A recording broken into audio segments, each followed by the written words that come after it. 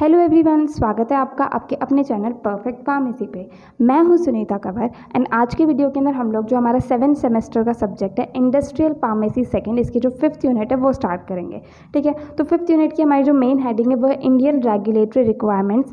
मतलब इंडिया के अंदर जो भी रेगुलेटरी रिक्वायरमेंट्स होती हैं हमारे ड्रग्स या कॉस्मेटिक्स से रिलेटेड या फिर मेडिकल डिवाइसेस से रिलेटेड या फिर कोई भी न्यू ड्रग है वो मार्केट में लानी है तो उससे रिलेटेड वो सारी चीज़ें जो हम लोग को इस यूनिट के अंदर कहीं ना कहीं पढ़नी है। अब जो हमारी डिफरेंट कंट्रीज़ होती हैं उनकी खुद की अलग से रेगुलेटरी रिक्वायरमेंट्स होती हैं जो सेटिस्फाई करनी होती है अगर किसी को भी न्यू ड्रग का अप्रूवल चाहिए तो। ठीक है, इंडिया के अंदर हमारे पास जो मेन रेगुलेटरी बॉडीज़ होती हैं जो क्या करती है कि फार्मास्यूटिकल्स एंड मेडिकल डिवाइसेस को कंट्रोल करती हैं, रेगुलेट करती है। वो हमारे पास में एक तो आती है ministry of health and family welfare, ठीक है, जिसे हम MOHFW कह सकते हैं, तो ministry of health and family welfare. दूसरी जो मेन बॉडी हमारे पास में रहती है, मेन रेगुलेटरी बॉडी, वो रहती है CDSCO। ये हमारे पास में एग्जाम के अकॉर्डिंग भी बहुत ज़्यादा इंपॉर्टेंट है। तो ये हमारी होती है central drug standard control organisation. ठीक है, तो ये दो मेन रेगुलेटरी बॉडीज़ होती हैं जो कि इंडिया के अंदर रिस्पॉन्सिबल होती हैं कोई भी फार्मास्यूटिकल्स, मेडिकल डिवाइसेस, ये सब जो हो गए उन्हें कंट्रोल एंड रेगुलेट करने के लिए। ठीक है, अब पहला जो हमारा मेन टॉपिक एग्जाम के लिए या फिर जो हमारे सिलेबस के अंदर आता है वो आता है CDSCO। तो हमें क्या करना है, एक तो CDSCO हो गई, दूसरी स्टेट लाइसेंसिंग अथॉरिटीज़ हो गई। इन दोनों का एक तो ऑर्गेनाइजेशन क्या है, ठीक है, मतलब इसके अंदर कौन कौन से लोग प्रेजेंट होते हैं वो सब, एंड दूसरा इनकी रिस्पॉन्सिबिलिटीज़ या फिर ड्यूटीज़ या फिर फंक्शंस क्या रहते हैं वो चीज़, ये दोनों चीज़ें हम लोग को पढ़नी है। ठीक है, तो CDSCO का तो सीधे सीधे ऑर्गेनाइजेशन एंड रिस्पॉन्सिबिलिटीज़ एग्जाम के अंदर पूछी जाती है, तो इसलिए हमें ये अच्छे से आनी चाहिए। तो पहले हम लोगों ने देखा कि CDSCO क्या होगा, central drug standard control organisation. ठीक है, central drugs standard control organisation, ये हमारी होती है CDSCO। ठीक है, ये जो है नेशनल रेगुलेटरी बॉडी है इंडिया के अंदर, जो भी इंडिया के अंदर फार्मास्यूटिकल्स एंड मेडिकल डिवाइसेस होते हैं उनके लिए। ठीक है, अब जो CDSCO होता है, ये जो हमने यहाँ पर देखा था ministry of health and family welfare, इसके अंडर में काम करता है CDSCO। ठीक है, एंड उसके अंदर भी क्या होता है, जैसे ministry of health and family welfare के अंदर directorate general of health services होते हैं, उनके अंडर में जो है CDSCO काम करता है। ठीक है, अब CDSCO जो है इनका हेड कौन होते हैं, DCGI जो होते हैं, director controller general of India, ये हमारे जो है CDSCO के हेड होते हैं।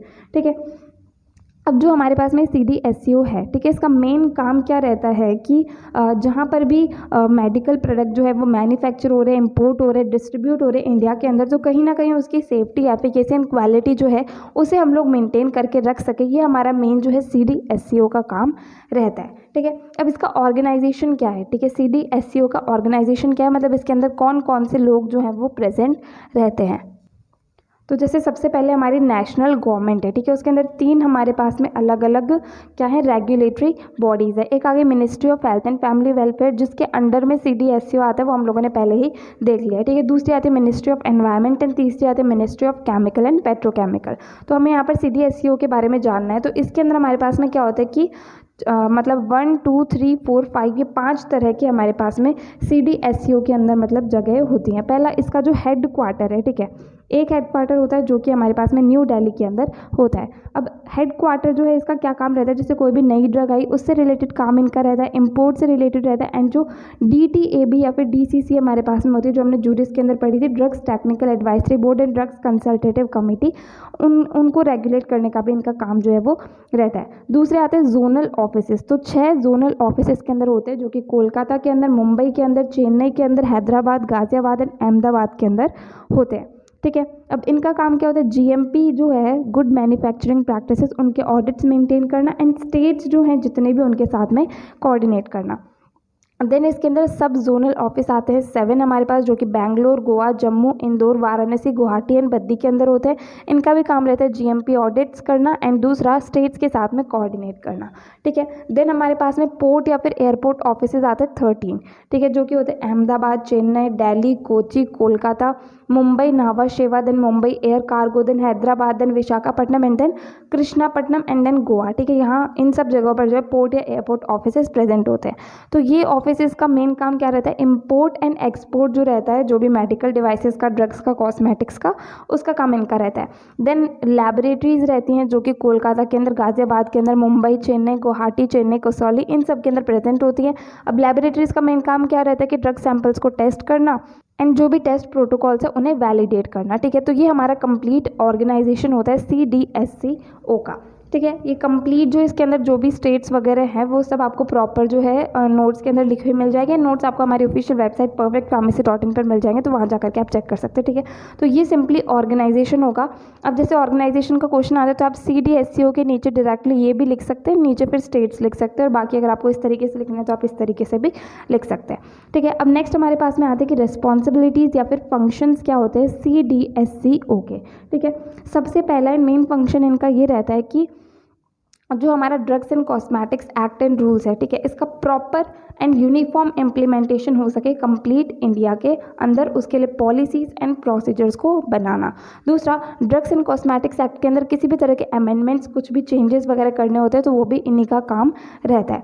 देन जो कोई भी नई ड्रग है, ठीक है, उनका अप्रूवल देना एंड क्लिनिकल ट्रायल्स जो है उनका अप्रूवल देना भी इन्हीं का काम रहता है। देन जो हमारी न्यू ड्रग्स होती है, ठीक है, उनकी टेस्टिंग करना। देन कोई भी ड्रग्स या कॉस्मेटिक्स हो गए जो ख़राब है उनको बैन करना। देन क्या है कि इंपोर्ट के लिए जो रजिस्ट्रेशन एंड लाइसेंसिंग होती है वो सब करना, ये सब जो CDSCO का काम ही रहता है।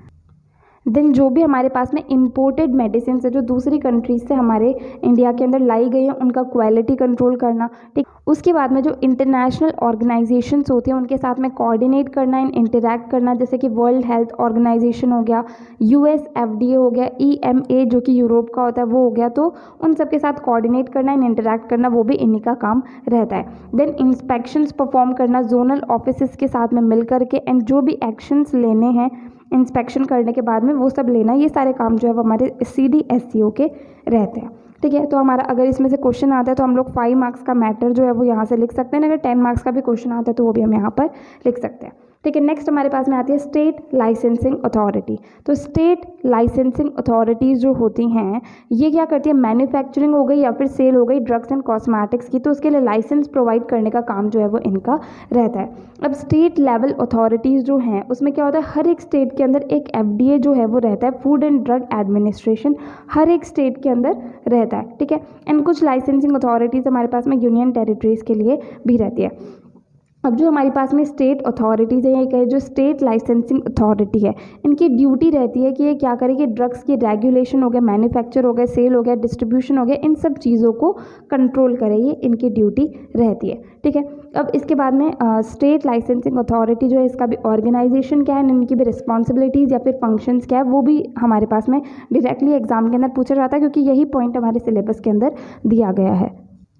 तो स्टेट लाइसेंसिंग अथॉरिटी जो है इसके ऑर्गेनाइजेशन के अंदर हम लोग को यही चीज़ जो है वो लिखनी है कि स्टेट ड्रग्स कंट्रोल ऑर्गेनाइजेशन, यही हमारी स्टेट लाइसेंसिंग अथॉरिटी होती है। ठीक है, इसके अंदर एक तरफ तो आते हैं ड्रग्स कंट्रोलर या फिर कमिश्नर, जिसके अंदर डेप्यूटी ड्रग कंट्रोलर भी आते हैं, देन ड्रग इंस्पेक्टर आते हैं, देन कुछ सपोर्टिंग स्टाफ आते हैं। ठीक है, दूसरी तरफ ड्रग टेस्टिंग लैबोरेटरीज आती है जिसके अंदर गवर्नमेंट एनालिस्ट आते हैं, सपोर्टिंग स्टाफ आते हैं। तो ये कंप्लीट जो है हमारा स्टेट लाइसेंसिंग अथॉरिटी का ऑर्गेनाइजेशन होता है, मतलब स्टेट लाइसेंसिंग अथॉरिटी के अंदर ये सब हमारे पास में आते हैं। क्योंकि जैसे ड्रग इंस्पेक्टर हो गए, ठीक है, तो लाइसेंस प्रोवाइड करने के पहले उनसे भी राय ली जाती है, तो ये भी कहीं ना कहीं स्टेट लाइसेंसिंग अथॉरिटी के अंडर में आ जाते हैं। Then government analyst, drug testing laboratory, सबके सब कहीं ना कहीं इसके अंदर इन्वॉल्व रहते हैं, तो इसलिए हमारे organisation of state licensing authority के अंदर आते हैं। अब नेक्स्ट आता है कि रिस्पॉन्सिबिलिटीज़ या फिर फंक्शंस क्या रहेंगे स्टेट लाइसेंसिंग अथॉरिटी के।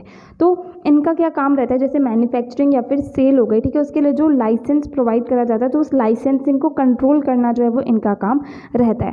ठीक है, उसके बाद में जैसे ड्रग टेस्टिंग लैबोरेटरीज होती हैं उनकी भी लाइसेंसिंग को कंट्रोल करना इनका काम होता है। देन कोई भी नई ड्रग फॉर्मुलेशंस है उनकी मैन्युफैक्चरिंग करनी है तो उसका अप्रूवल जो है वो भी हमारी स्टेट लाइसेंस अथॉरिटी ही देती है। देन जो लाइसेंसिंग का इंस्पेक्शन होता है तो एक तो लाइसेंस देने के पहले का इंस्पेक्शन एंड उसके बाद का भी इंस्पेक्शन, ये काम जो है वो भी स्टेट लाइसेंसिंग अथॉरिटी के अंडर में ही होता है। ठीक है, उसके बाद में ये क्या करते हैं कि जो भी क्वालिटी होती है ड्रग्स एंड कॉस्मेटिक्स की जो कि मैन्युफैक्चर हो रही है एंड जो मार्केट हो रही है स्टेट के अंदर, उसकी क्वालिटी को मॉनिटर करने का काम जो है वो भी स्टेट लाइसेंसिंग अथॉरिटी का रहता है। ठीक है, तो ये हमारे कंप्लीट रिस्पॉन्सिबिलिटीज़ हो गई स्टेट लाइसेंसिंग अथॉरिटी की। अब हमारे पास में एक छोटा सा यहाँ पर टॉपिक रहता है कि लाइसेंस जो है वो किस तरीके से हमें मिलता है। तो जैसे FSSAI हो गए ना, ये जो है ये वो लाइसेंस इशू करते हैं। जैसे सेंट्रल लाइसेंस जो है वो रीजनल ऑफिसेस के द्वारा इशू करते हैं जो कि सेंट्रल लाइसेंसिंग अथॉरिटी के द्वारा होता है, एंड स्टेट के अंदर जो लाइसेंस होते हैं वो स्टेट लाइसेंसिंग अथॉरिटी के द्वारा इशू करते हैं। बट ये दोनों ही FSSAI जो कि हमारा food safety and standards authority of India होता है, उसके द्वारा ये लाइसेंस हमारे इशू होते हैं। तो अब ये लाइसेंस को इशू करने का प्रोसीजर क्या होता है वो हम यहाँ पर बुक के अंदर हमारे पास में देख लेते हैं। तो यहाँ पर हमारे पास में स्टेप बाय स्टेप प्रोसीजर लिखा हुआ है लाइसेंस ऑब्टेन करने के लिए जो हमारा प्रोसीजर रहता है वो। ठीक है, तो सबसे पहले हम लोग क्या करेंगे, कंप्लीट एप्लीकेशन को फॉर्म B के अंदर फिल कर देंगे डॉक्यूमेंट एंड फीस के साथ में। उसके बाद में हम उसे सबमिट करेंगे। सबमिट करने के बाद में हमें एक यूनिक एप्लीकेशन नंबर जो है वो मिल जाता है। ठीक है, अब उसके बाद में 15 डेज़ के अंदर अंदर जो हमारे पास में लाइसेंसिंग अथॉरिटी होती है वो हमारे पास में एप्लीकेशन ऐसे मतलब नोटिस भेज देती है कि अगर कोई भी इंफॉर्मेशन उसके अंदर कंप्लीटली फिल्ड नहीं है, इनकम्प्लीट एप्लीकेशन है, तो उसके लिए अब 30 डेज़ के अंदर अंदर हमें जो भी रिक्वायर्ड इन्फॉर्मेशन होती है वो वहाँ पर भेजनी होती है। तो हमने इन्फॉर्मेशन भेज दी, उसके बाद में कोई रिस्पांस अगर लाइसेंसिंग अथॉरिटी से नहीं आता है तो मतलब हमारी एप्लीकेशन सही है, उसके बाद में हम लोग अपना बिजनेस जो है वो 60 डेज़ के अंदर अंदर स्टार्ट कर सकते हैं। देन अगर रिक्वायर्ड इन्फॉर्मेशन हम लोगों ने सबमिट कर दी, ठीक है, उसके बाद में हमारे पास में नोटिस आता है कि कुछ इंस्पेक्शन वगैरह होगा या उस चीज़ का हमारे पास नोटिस आता है। तो अगर मतलब वो इंस्पेक्शन करने के लिए आ जाते हैं तो वो कुछ भी कमी बताते हैं तो वो कमी हम लोग को ठीक करनी होती है। उसके बाद में क्या है, हम इम्प्रूवमेंट कर लेते हैं। उसके बाद में अगर कोई रिस्पॉन्स नहीं आता लाइसेंसिंग अथॉरिटी से तो हम लोग जो है अपना काम स्टार्ट कर सकते हैं। दूसरा, अगर इंस्पेक्शन करने के लिए कोई नहीं आता, ठीक है, कोई इंस्पेक्शन नहीं होता तो भी हम लोग 60 डेज़ के अंदर अंदर अपना काम जो है वो स्टार्ट कर सकते हैं। तो इस तरीके से जो है हमारे पास में लाइसेंसिंग का प्रोसीजर होता है। Procedure for obtaining licence, licence लेने के लिए ये कंप्लीट प्रोसीजर होता है। पहले एप्लीकेशन फाइल करो, फिर हमें एक यूनिक एप्लीकेशन नंबर मिल जाता है। ठीक है, फिर 15 डेज़ के अंदर अंदर वहाँ से हमारे पास में नोटिस आता है कुछ भी अगर एडिशनल इन्फॉर्मेशन चाहिए होती है। तो जब हम वो इन्फॉर्मेशन भेज देते हैं उसके बाद में अगर कोई रिस्पॉन्स नहीं आता तो हम अपना काम स्टार्ट कर सकते हैं। और अगर इंस्पेक्शन वगैरह का नोटिस आता है तो अगर इंस्पेक्शन नहीं होता है कुछ टाइम तक तो फिर हम लोग अपना काम स्टार्ट कर सकते हैं। और अगर वो इंस्पेक्शन करने आते हैं कुछ भी कमी वगैरह बताते हैं तो कमी हम लोगों को इम्प्रूव करनी होती है। एंड देन उसके बाद में भी कोई रिस्पॉन्स नहीं आता तो हम अपना काम जो है वो स्टार्ट कर सकते हैं। ठीक है, तो यहाँ पर हम लोगों ने आज जो टॉपिक हम लोग को डिस्कस करने थे वो कंप्लीट कर लिए हैं। तो हम लोगों ने 5th यूनिट के जैसे एक तो CDSCO वाला एंड एक स्टेट लाइसेंसिंग अथॉरिटी वाला, ये 2 टॉपिक्स जो वो कंप्लीट कर लिए। इसके बाद में हमारे पास में एक तो COPP एंड दूसरा न्यू ड्रग अप्रूवल के लिए जो भी रिक्वायरमेंट्स वगैरह रहती है, 2 टॉपिक्स हमारे बच रहे हैं वो हम आगे की वीडियोज़ के अंदर डिस्कस कर लेंगे। ठीक है, तो अगर आपको इस वीडियो के अंदर कहीं भी कोई भी डाउट है तो वो कमेंट सेक्शन में पूछ सकते हैं। अगर नेक्स्ट वीडियो आप किसी पर्टिकुलर टॉपिक पे चाहते हो तो भी आप कमेंट सेक्शन में बता सकते हैं। अगर आपको वीडियो हेल्पफुल लगी तो प्लीज़ आप इस वीडियो को लाइक करना, अपने फ्रेंड्स के साथ भी शेयर करना और चैनल को सब्सक्राइब करना। थैंक यू सो मच इस वीडियो को एंड तक देखने के लिए एंड चैनल को सपोर्ट करने के लिए।